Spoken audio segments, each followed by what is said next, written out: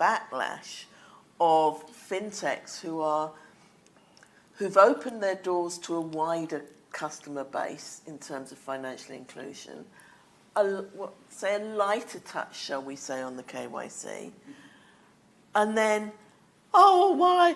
We've got all these transactions going through. We're growing wildly.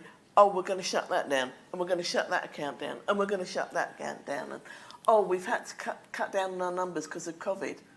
Oh my God, we've got all these accounts blocked and all this customer money, and we can't talk to the customers because that might be tipping off. So someone's giggling. Someone's seen this. It's frightening.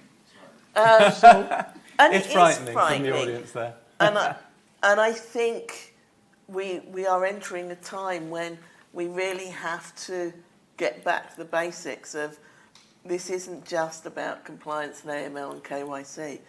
Let's start with understanding our own business, our own products, our own services, and understanding what customers are going to be motivated and how that makes them behave. So I think practical, yeah. So that's some really good points. But what I'd say is, to be fair to firms that are doing the KYC right, that's the bread and butter. You need to get your bread and butter right. You need to get your KYC done.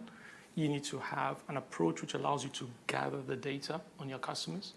Once you have that data in some sort of database, you can then start looking at exploiting it. So you start thinking about AI, you start thinking about machine learning.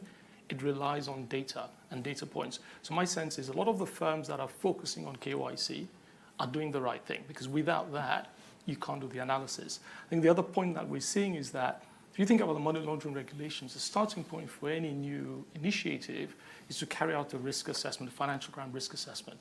And that is meant to be all-encompassing. You should be looking at the opportunities, but also the risks as you do that assessment. And if you do that right, then you know what data points you would require for your AI, what data points you would need to use to mitigate your risks as you go along. So I think that piece is critical. Can I just comment on that? From talking with John, that's a good compliance and MLRO. What we need to do is clone him.